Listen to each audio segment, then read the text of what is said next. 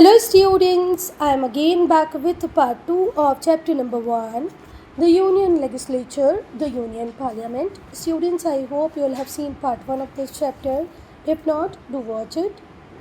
बेटा पार्ट 1 में हम लोग यहाँ तक पढ़ चुके हैं. पार्ट 2 हम स्टार्ट करेंगे पार्लियामेंट्री प्रोसीजर्स से. बेटा अगर आप एमएलए होते हो, मेंबर ऑफ लेजिस्लेटिव असेंबली होते हो, तो कहाँ पर बैठते हो? लेजिस्लेटिव असेंबली में बैठते हो. अगर आप एमपी होते हो तो आप लोकसभा में, राज्यसभा में बैठते हो. ठीक है. बीइंग अ एमपी और एमएलए आपको कुछ फॉर्मेलिटीज़ को ऑब्जर्व करना होता है. उन्हीं को हम क्या कहते हैं बेटा? Parliamentary procedures. समझ में आई बात? जब आप एमपी बनेंगे, एमएलए बनेंगे, तो आपको कुछ कोड ऑफ कंडक्ट को फॉलो करना पड़ेगा, कुछ फॉर्मेलिटीज़ को ऑब्जर्व करना पड़ेगा. वही क्या कहलाती हैं? Parliamentary procedures. ठीक है. कुछ फॉर्मेलिटीज़ ऐसी होती हैं जिन्हें लेजिस्लेटर को ऑब्जर्व करना पड़ता है पार्लियामेंट में as well as state legislatures में. इसी को हम क्या कहते हैं? Parliamentary procedure. जो पार्लियामेंट्री प्रोसीजर्स आपको फॉलो करना पड़ता है वो वन बाय वन हम पढ़ेंगे. बेटा अब हम सबसे पहले सेशंस को डिस्कस करेंगे. तो हमारे इंडिया के जो प्रेसिडेंट होते हैं उनके पास ये राइट है कि वो किसी भी हाउस ऑफ पार्लियामेंट को समन कर सकते हैं. समन्स बोले तो बुलाना, कॉल करना. ठीक है. प्रेसिडेंट को लगता है कि भाई लोकसभा की मीटिंग्स होनी चाहिए तो वो उन्हें बुला सकता है, राज्यसभा की मीटिंग होनी चाहिए तो वो उन्हें बुला सकता है. The president summons each house of parliament. Each house shall meet at least twice a year. और दोनों ही हाउसेज को, लोकसभा हो या राज्यसभा हो, साल भर में कम से कम 2 बार तो मीटिंग्स करना ही है, 2 बार तो मिलना ही है. ठीक है. और 2 मीटिंग्स तो कंसेक्यूटिव सेशंस के बीच में, जो सेशंस होंगे लोकसभा राज्यसभा के, जो कंडक्ट होगा इनका, उसमें 6 महीने से कम का इंटरवल होना चाहिए. ठीक हुई बात. तो प्रेसिडेंट के पास पावर है कि वो किसी भी हाउस को समन कर सकता है सेशन के लिए. और जो सेशंस होंगे वो कम से कम साल भर में 2 तो होंगे, ट्वाइस अ ईयर 2 तो होने चाहिए. एंड जो डिफरेंस है 2 कंसेक्यूटिव सेशंस का, वो 6 महीने से ज़्यादा का नहीं होना चाहिए, 6 महीने से कम का ही होना चाहिए. Shall be less than 6 month. Normally हम इंडिया में देखते हैं कि 3 सेशंस होते हैं. पहला होता है बजट सेशन जो फरवरी से मई तक होता है, फरवरी से मई तक. फिर मॉनसून सेशन जो जुलाई से अगस्त तक होता है. और फिर विंटर सेशन जो नवंबर दिसंबर में होता है. 3 सेशन हमारे इंडिया में नॉर्मली हम देखते हैं. बजट सेशन फरवरी से मई तक, मॉनसून जुलाई से अगस्त तक, विंटर सेशन नवंबर से दिसंबर तक. बेटा इंडिया में कितने सेशंस होते हैं? नॉर्मली 3 होते हैं. फरवरी से मई तक बजट सेशन चलेगा, जुलाई अगस्त में मॉनसून, और विंटर चलेगा नवंबर से दिसंबर तक. तो सेशंस आपको क्लियर होंगे. अब हम कोरम की बात करेंगे. क्या होता है कोरम? तो कोरम का मतलब होता है मिनिमम नंबर ऑफ मेंबर्स. अगर लोकसभा राज्यसभा में आपको अपनी प्रोसीडिंग्स को स्टार्ट करना है, किसी काम को करना है, तो लगभग कितने कम से कम मेंबर हों तो वो काम हो सकता है, उसे बोलते हैं कोरम. ठीक हुई बात. The quorum means the minimum number of members required to be present in order to enable the house to transact its business. Lok Sabha हो, राज्यसभा हो, उसको अगर कोई काम करना है, कोई डिसीज़न लेना है, तो कम से कम कितने मेंबर उस हाउस में प्रेजेंट हो कि वो काम हो पाए. क्या समझ में आ गई बात?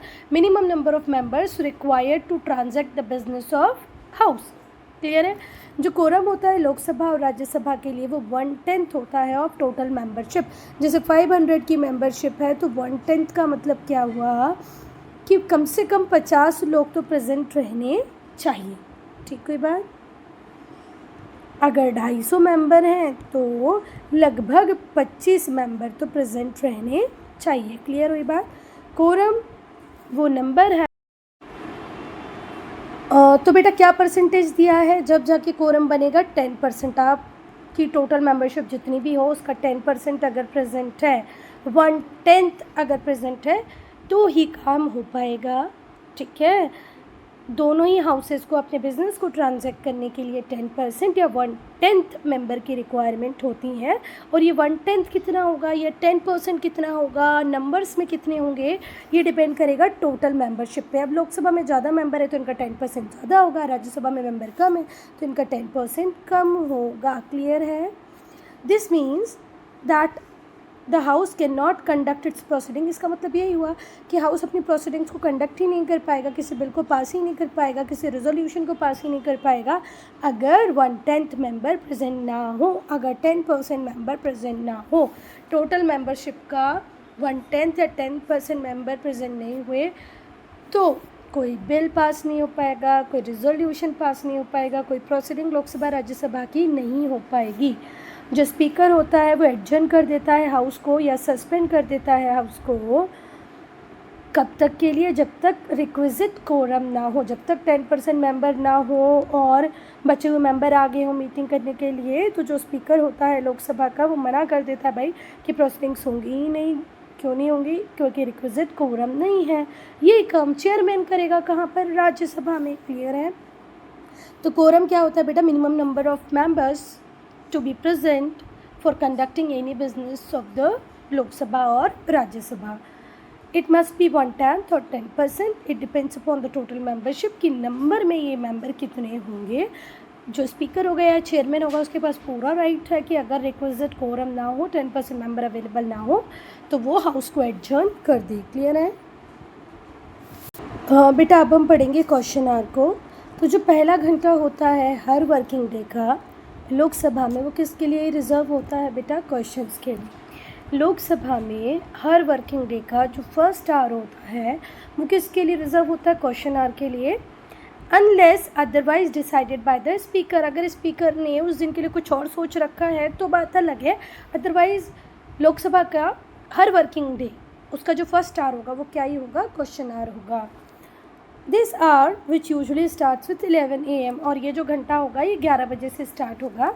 इसको क्या कहते हैं? Question hour. जब जब लोकसभा लगेगी, जो वर्किंग डे होगा उसका पहला घंटा क्या होगा? Question our. अगर स्पीकर ने कुछ और डिसाइड किया है तो वो एक बात अलग है। ये 11 बजे से स्टार्ट होता है। इसको लगाने का मतलब यही होता है कि गवर्नमेंट की जो फंक्शनिंग हो रही है, सरकार जो काम कर रही है, ठीक है, वो ओपन रहे हर व्यक्ति के लिए कि भाई क्या किया जा रहा है, क्यों किया जा रहा है। किसी मेंबर को उस पर कोई सवाल है, कोई क्वेश्चन है, उसे लगता है कि ये काम इस तरीके से नहीं होना चाहिए, तो वो क्वेश्चन कर सकता है। इसीलिए क्वेश्चन आवर को रखा गया है।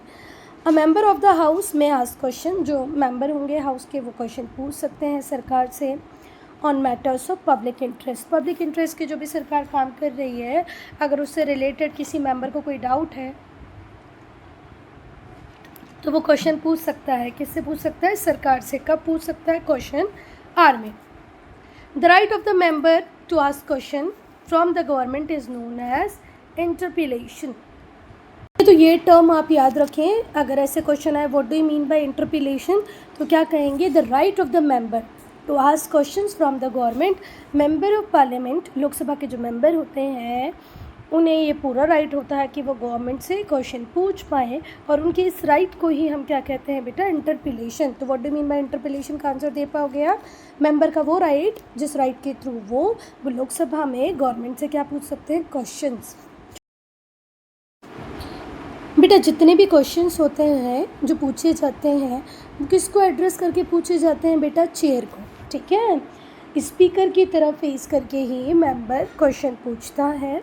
अगर क्वेश्चन एडमिट कर लिया जाता है, क्वेश्चन को स्वीकृति मिल जाती है, तो गवर्नमेंट की जिम्मेदारी है, government is obliged to give answer. ठीक है, सरकार को उस क्वेश्चन का आंसर देना ही पड़ेगा।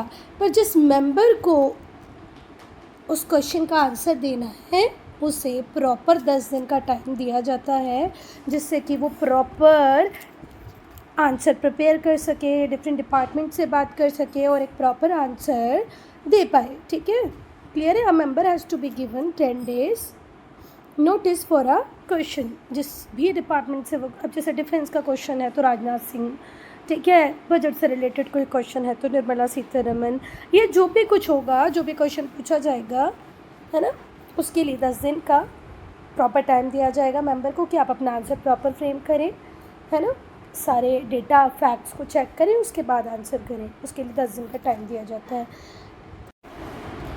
बेटा 3 टाइप के क्वेश्चंस पूछे जा सकते हैं, ठीक है। पहला क्वेश्चन होता है स्टार्ट क्वेश्चन। स्टार्ट क्वेश्चंस वो क्वेश्चंस होते हैं जिनका आंसर ओरल दिया जा सकता है फ्लोर ऑफ द हाउस पे, ठीक है बात। स्टार्ट क्वेश्चंस वो क्वेश्चंस होते हैं जिनका आंसर ओरली दिया जा सकता है फ्लोर ऑफ द हाउस पे। ऐसे जो क्वेश्चंस होते हैं उन्हें इंडिकेट किया जाता है एस्टरिस्क मार्क से। फिर से ध्यान से सुनो, स्टार्ट क्वेश्चन वो क्वेश्चन होते हैं जिनका आंसर ओरल दिया जा सकता है फ्लोर ऑफ द हाउस पे। ऐसे क्वेश्चंस जो होते हैं उन्हें इंडिकेट किया जाता है किससे? एस्टरिस्क मार्क से, एस्टरिस्क मार्क से। अच्छा, एक बार अगर मेंबर ने इस मेन क्वेश्चन का आंसर दे दिया जो क्वेश्चन पूछा था, उसके बाद जो दूसरे मेंबर्स होते हैं वो सप्लीमेंट्री क्वेश्चंस भी पूछ सकते हैं। फिर से सुनो, स्टार्ट क्वेश्चंस वो क्वेश्चंस होते हैं जिनका आंसर अगर मेंबर चाहें तो ओरल दे सकते हैं फ्लोर ऑफ द हाउस पे। ऐसे जो क्वेश्चंस होते हैं उन्हें इंडिकेट करते हैं एस्टरिस्क मार्क से।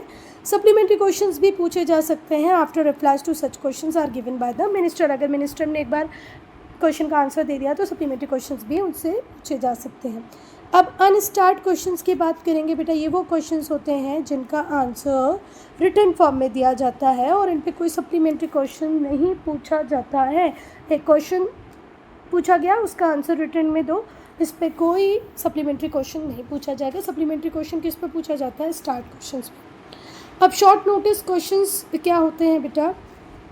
अगर कोई इमरजेंसी हो, कोई अर्जेंट मैटर हो, कोई अर्जेंट इम्पॉर्टेंस का कोई मैटर हो, तो उस पर शॉर्ट नोटिस क्वेश्चंस पूछे जा सकते हैं। ऐसे जो क्वेश्चंस होते हैं उन्हें शॉर्टर, मतलब पहले हम क्या बोल रहे थे, अभी आपको मैंने बताया था कि जब क्वेश्चन पूछा जाता है तो हर मेंबर को 10 दिन का टाइम दिया जाता है प्रॉपर आंसर फ्रेम करने को, प्रॉपर डेटा के साथ आंसर देने को। पर जो शॉर्ट नोटिस के जो क्वेश्चंस होते हैं उनमें 10 दिन से कम का टाइम दिया जाता है। जो मिनिस्टर कंसर्न होता है उससे बोला जाता है कि आपको रिप्लाई इस क्वेश्चन का बहुत ही शॉर्ट नोटिस पे देना है। It is for him to accept or not to accept short notice question. अब ये जिस मेंबर से पूछा जा रहा होगा, जो कंसर्न डिपार्टमेंट होगा, भले वो एक्सटर्नल अफेयर्स हो, डिफेंस हो, उस डिपार्टमेंट पे, उस मिनिस्टर पे डिपेंड करेगा कि वो एक्सेप्ट कर रहा है कि नहीं कर रहा है शॉर्ट नोटिस क्वेश्चन को। क्लियर है? It is for him to accept, वो चाहे तो एक्सेप्ट करे, चाहे तो ना एक्सेप्ट करे। क्लियर है? तो 3 टाइप के क्वेश्चन कौन से थे? स्टार्ट, ऑन स्टार्ट और शॉर्ट नोटिस। जो 0 आर है वो इस ईयर आपके सिलेबस में नहीं है। अगर फिर भी कोई प्रॉब्लम आती है कहीं पर, किसी स्कूल में अगर पढ़ाया जाता है और आपको समझ में नहीं आता तो कमेंट सेक्शन में लिख देना, हम स्पेसिफिक 0 आर की ही एक वीडियो बना देंगे। क्लियर है? चलो चलें आगे। टाइप्स ऑफ मोशंस को भी कट किया गया है पर एडजर्नमेंट मोशन को लिया गया है। तो बेटा एक बार देख लेना, अगर इसमें से कोई टॉपिक ऐसा है जो आपके सिलेबस में है, मैंने छोड़ दिया है, तो please do write in comment section, I reply और make separate video for that topic. अब हम पढ़ेंगे बेटा, अब हम डिस्कस करेंगे एडजर्नमेंट मोशन को। तो क्या होता है adjournment motion? Adjournment motion interruption होता है। देखो, रेगुलर पार्लियामेंट की प्रोसीडिंग चल रही है, लोकसभा की मीटिंग्स चल रही हैं, उन मीटिंग्स को बंद करके किसी अर्जेंट मैटर को डिस्कस करना ही क्या कहलाता है? Adjournment motion. ठीक है? अगर कोई टेररिस्ट अटैक हो गया हो, कोई रेलवे एक्सीडेंट हो गया जिसमें बहुत सारे लोगों की डेथ हो गई हो, अगर ऐसे मैटर को अर्जेंटली आपको डिस्कस करना है तो ऑब्वियसली बात है आपकी जो नॉर्मल प्रोसीडिंग चल रही होगी आपको उसको साइडलाइन करना पड़ेगा। तो क्या एडजर्नमेंट मोशन समझ में आया बेटा? एडजर्नमेंट मोशन का मतलब वो प्रपोजल है जो कहता है कि जो दूसरे बिजनेस चल रहे हैं उनको सबको साइड कर दो और डेफिनेट मैटर जो अर्जेंट इम्पॉर्टेंट का है उसे ले लो, उस पर बातचीत करो। ऐसा जो मोशन होता है वो क्या होता है? इंटरप्शन होता है। नॉर्मल बिजनेस में, बिजनेस जो हाउस का जो कॉमन जो नॉर्मल कामकाज चल रहा था उसमें इंटरप्शन की तरह होता है क्या? Adjournment motion. Adjournment motion generally आता है जब कुछ ऐसा हो गया हो जिस पे बात करना बहुत ही ज़्यादा अर्जेंट हो।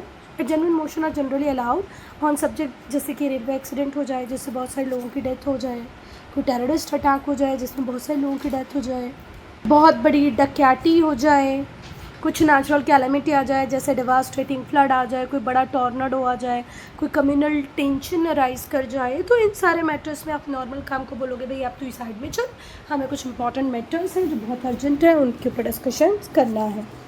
अब बेटा अब हम लोग डिस्कस करेंगे नो कॉन्फिडेंस मोशन को। इसको हिंदी में कहते हैं अविश्वास प्रस्ताव। क्या कहते हैं बेटा, अविश्वास प्रस्ताव, नो कॉन्फिडेंस मोशन। और बेटा ये सिर्फ लोकसभा में लाया जा सकता है, राज्यसभा में नहीं। जो नो कॉन्फिडेंस मोशन है ये एक प्रपोजल होता है जो एक्सप्रेस करता है कि अब मिनिस्ट्री में कॉन्फिडेंस नहीं रहा लोगों का, ठीक है, या लैक ऑफ कॉन्फिडेंस है, कॉन्फिडेंस की कमी है। तो नो कॉन्फिडेंस मोशन एक प्रपोजल है जो एक्सप्रेस करता है लैक ऑफ कॉन्फिडेंस को, किस में, मिनिस्ट्री में, ठीक है, कि भाई जो मंत्रिपरिषद है, जो काउंसिल ऑफ मिनिस्टर है, उसके ऊपर अब लोगों का, पार्लियामेंट के मेंबर का विश्वास नहीं रहा। जो काउंसिल ऑफ मिनिस्टर्स होते हैं बेटा वो कलेक्टिवली रिस्पॉन्सिबल होते हैं पूरी लोकसभा के लिए, है ना, including the member of opposition. तो जो नो कॉन्फिडेंस मोशन है गवर्नमेंट में, no confidence motion in the government is moved by opposition. हमेशा नो कॉन्फिडेंस मोशन लाने वाली कौन ही होती है, अपोजिशन पार्टी होती है। जैसे बीजेपी की गवर्नमेंट होगी तो नो कॉन्फिडेंस मोशन कौन लाएगा, कांग्रेस लेके आएगी या और कोई पॉलिटिकल पार्टी ला सकती है। फिर से ध्यान से सुनो, नो कॉन्फिडेंस मोशन वो प्रपोजल है जो एक्सप्रेस करता है कि भाई मिनिस्ट्री में अब लोगों का कॉन्फिडेंस नहीं है। जो काउंसिल ऑफ मिनिस्टर होते हैं वो कलेक्टिवली रिस्पॉन्सिबल होते हैं पूरी लोकसभा के लिए, including the member of opposition. तो ये जो नो कॉन्फिडेंस मोशन होता है ये लाने वाली कौन होती है, अपोजिशन पार्टी। किसके खिलाफ लेके आती है, सरकार के खिलाफ लेके आती है। जो हाउस होता है वो कहता है कि अगर नो कॉन्फिडेंस मोशन लाना है तो लगभग 50 मेंबर आपके पास होने चाहिए। सपोज़ करो मैं लोग नो कॉन्फिडेंस मोशन लाना चाहती हूँ तो मुझे सपोर्ट करने के लिए 50 मेंबर्स होने चाहिए। The House grants leave to move no confidence motion। House में नो कॉन्फिडेंस मोशन लाने का जो परमिशन है वो तभी मिल पाएगी जब आपके पास कितने मेंबर्स का सपोर्ट हो, 50 मेंबर्स का। The motion has to be taken up for discussion within 10 days from the day on which the leave is granted। जैसे सपोज़ करो आज मुझे लीव मिली कि मैं नो कॉन्फिडेंस मोशन ला सकती हूँ तो इसके ऊपर बहस 10 दिन के अंदर ही होनी चाहिए। The motion has to be taken up for discussion within a 10 day.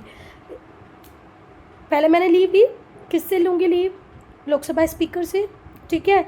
Lok Sabha speaker बोलेंगे बताओ पहले वो 50 मेंबर्स कौन से हैं जो आपके सपोर्ट में, ये हैं, चलो अब नो कॉन्फिडेंस मोशन आएगा, 10 दिन के अंदर ही उसके ऊपर डिस्कशन होना ज़रूरी है।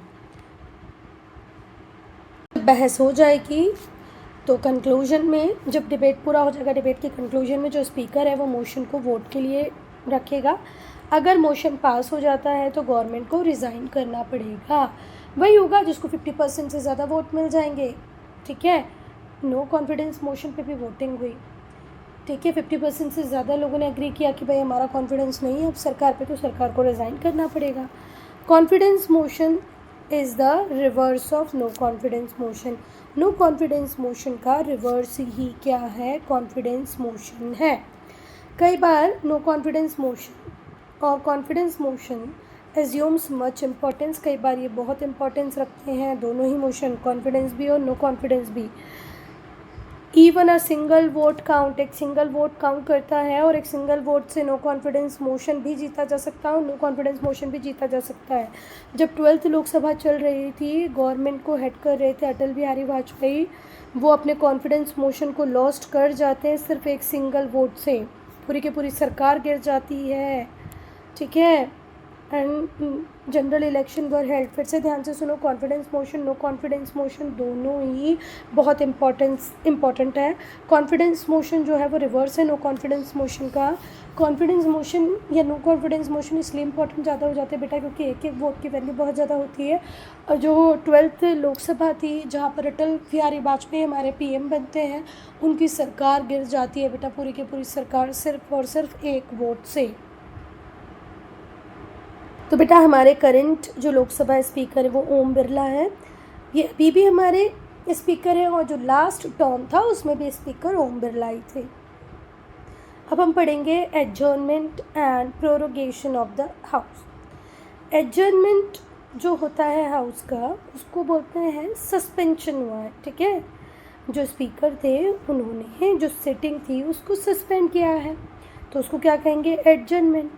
और जो प्रोरोगेशन होता है इसका मतलब होता है termination of the session of parliament. भाई एक पूरा सेशन जब ख़त्म होता है तो हम उसको क्या कहते हैं, प्रोरोगेशन। और एडजर्नमेंट मतलब किसी पर्टिकुलर डे की अगर सिटिंग को सस्पेंड किया गया है तो वो क्या कहलाएगा, एडजर्नमेंट, ठीक है। पर पूरी का पूरा सेशन ही टर्मिनेट कर दिया जाए तो उसे क्या कहते हैं, प्रोरोगेशन। दोनों वर्ड की मीनिंग को ध्यान रखना। जो पावर होती है एडजर्नमेंट की, वो किसके पास होती है, स्पीकर के पास होती है लोकसभा के लिए, चेयरमैन के पास होती है राज्यसभा के लिए। और जो पावर होती है प्रोरोगेशन ऑफ सेशन की, वो किसके पास होती है, प्रेसिडेंट के पास होती है। फिर से ध्यान से सुनो, अगर स्पीकर ने सस्पेंड किया है किसी भी हाउस की प्रोसीडिंग को तो उसे कहते हैं एडजर्नमेंट, और इसकी पावर स्पीकर के पास होती है। पर प्रोरोगेशन की पावर स्पीकर के पास नहीं होती है। टर्म मतलब पूरे के पूरे सेशन को टर्मिनेट करने की पावर है, वो किसके पास होती है बेटा, प्रेसिडेंट के पास होती है। ठीक है, जो पावर होती है एडजर्नमेंट की, पूरे हाउस को एडजर्न करने की, वो स्पीकर के पास होती है या चेयरमैन के पास होती है। पर प्रोरोगेशन की पावर सिर्फ सेशन को पूरी तरह बंद करने की पावर प्रेसिडेंट के पास होती है। The house is adjourned is also adjourn. कब कब हाउस एडजर्न हो जाता है बेटा, after the business for the day is over, कि भाई आज का पूरा कामकाज हो गया, जो बहस जो डिबेट होनी थी वो हो गई, तो हाउस एडजर्न हो जाएगा। किसी सिटिंग या किसी एक्स मेंबर जो था हाउस के, उसकी अगर डेथ हो गई हो, सिटिंग मेंबर की डेथ हो गई हो, किसी एक्स मेंबर की डेथ हो गई है, तो जितना भी कंडक्ट होता है उस दिन का उसे बंद कर दिया जाता है, उसे भी एडजर्नमेंट कहते हैं। अगर कोई सिटिंग चल रही है और उसमें बहुत ज़्यादा डिसऑर्डर हो रहा है और ये बिल्कुल ही मुश्किल हो पा रहा है, लोग वेल में आ गए हैं, जिसमें हम लोगों ने अभी एक वीडियो बहुत ज़्यादा वायरल हुआ था, कहाँ का, शायद न्यूज़ीलैंड का है ना। तो वहाँ पर जो मेंबर्स होते हैं वो न्यूज़ीलैंड का ही था कि ऑस्ट्रेलिया का था, न्यूजीलैंड की थी बेटा। अगर कोई ऐसे सारे मेंबर उठ के डांस करने लग रहे हैं, किसी का सुन ही नहीं रहे हैं, तो ऑब्वियसली बात है उसको एडजर्न करना पड़ेगा। ठीक है, दूसरा ये होता है कि कई बार हम लोग ये देखते हैं कि हमारी इंडियन पार्लियामेंट में ये बहुत केओटिक सिचुएशन आ जाती है, लोग वेल में आ जाते हैं। कई बार तो ऐसा भी होता है कि वो आपस में कुछ उल्टा सीधा बोलने लगते हैं, है ना, कुछ फेंक के मारने लगते हैं। तो ऐसी कंडीशन में भी हाउस को एडजर्न करना ही पड़ेगा। अगर डिसऑर्डर होगा तो भी हाउस एडजर्न होगा। अगर हाउस की प्रोसीडिंग स्टार्ट करना है तो कोरम का होना ज़रूरी है, पर अगर कोरम ही नहीं हुआ तो हाउस एडजर्न हो जाएगा। As and when speaker finds it necessary, जब स्पीकर को लगता है भाई एडजर्न कर देना चाहिए, वो एडजर्न कर सकता है। अगर कोरम पूरा नहीं हुआ तो एडजर्न कर सकता है। उसमें बहुत ज़्यादा डिसऑर्डर है तो एडजर्न कर सकता है। किसी मेंबर की डेथ हो गई हो, भले वो सिटिंग हो या एक्स हो, तो भी एडजर्न किया जाएगा हाउस को। और अगर पूरे दिन का कामकाज सफलतापूर्वक पूरा हुआ है या असफलतापूर्वक पूरा हुआ है पर पूरा हो गया है तो भी एडजर्न किया जा सकता है। अब हम पढ़ेंगे बेटा स्पीकर ऑफ द लोकसभा। ठीक है, तो जो स्पीकर होते हैं वो प्रिसाइडिंग ऑफिसर होते हैं लोकसभा के, जो देखते हैं कि लोकसभा का, हाउस का बिजनेस प्रॉपर कंडक्ट हो, जिन मैटर्स पे डिस्कस करना है, जो बिल लाए गए हैं उन पे जो डिबेट होनी है वो प्रॉपर हो। ठीक है, अब ये मेल भी हो सकता है और फीमेल भी हो सकता है, सुमित्रा महाजन भी हो सकती हैं और ओम बिरला भी हो सकते हैं। सुमित्रा महाजन भी हो सकती हैं, ओम बिरला भी हो सकते हैं।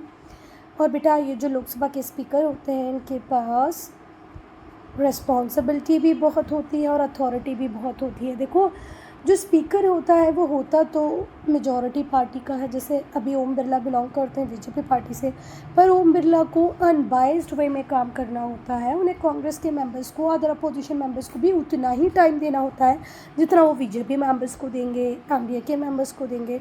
सो जो स्पीकर है वो प्रिसाइडिंग ऑफिसर है, वो देखता है कि हाउस का बिजनेस प्रॉपरली कंडक्ट हो। वो एक इम्पॉर्टेंट पोजीशन को ऑक्यूपाई करता है, उसके पास बहुत अथॉरिटी होती है, बहुत रिस्पॉन्सिबिलिटी होती है, वाइड रेंजिंग पावर्स होती हैं, जिसके थ्रू वो हाउस के डिसिप्लिन को मेंटेन करता है। In the table of precedence he or she ranks higher than all cabinet minister.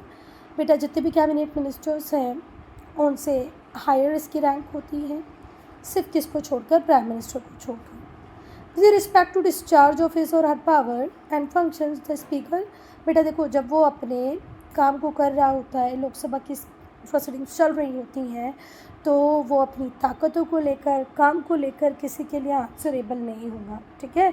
सिर्फ उसकी जिम्मेदारी होगी हाउस का कंडक्ट प्रॉपर चलता रहे। इसके अलावा ना ही तो वो पीएम को किसी बात के लिए आंसरेबल है, ना ही तो किसी कैबिनेट मिनिस्टर को आंसरेबल है। वैसे भी उसकी रैंक जो है कैबिनेट मेंबर से ऊपर ही है, सिर्फ प्राइम मिनिस्टर से ऊपर नहीं है, पर फिर भी जब वो अपना काम कर रहा होगा तो वो किसी के लिए भी आंसरेबल नहीं है, सिर्फ हाउस के लिए रिस्पॉन्सिबल है। No court of law can go into the merits of ruling given by him or her। बेटा एक बार स्पीकर ने जो बात कही थी उसके अगेंस्ट में कोई भी कोर्ट ऑफ लॉ कुछ भी कहेगा नहीं।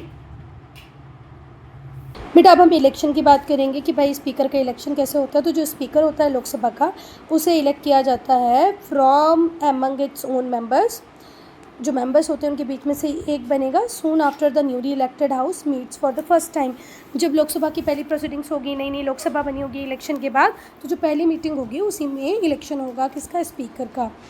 When the house is dissolve, जब हाउस डिजॉल्व होगा तो जो स्पीकर होगा वो अपनी पोजीशन को नहीं छोड़ेगा, वो ऑफिस को मेंटेन तब तक करता रहता है जब तक नया स्पीकर अपॉइंट नहीं हो जाता नई लोकसभा में, ठीक है। फिर से ध्यान से सुनो, जब हाउस डिसॉल्व होता है स्पीकर अपनी पोजीशन को नहीं छोड़ता है, वो ऑफिस में कब तक रहता है, जब तक नया स्पीकर अपॉइंट ना हो जाए, है ना, नई लोकसभा से उसकी पहली मीटिंग में। जो स्पीकर होता है वो 5 साल के लिए इलेक्ट होता है, ठीक है। He she can seek re election any number of time if he she is elected as a member of Lok Sabha.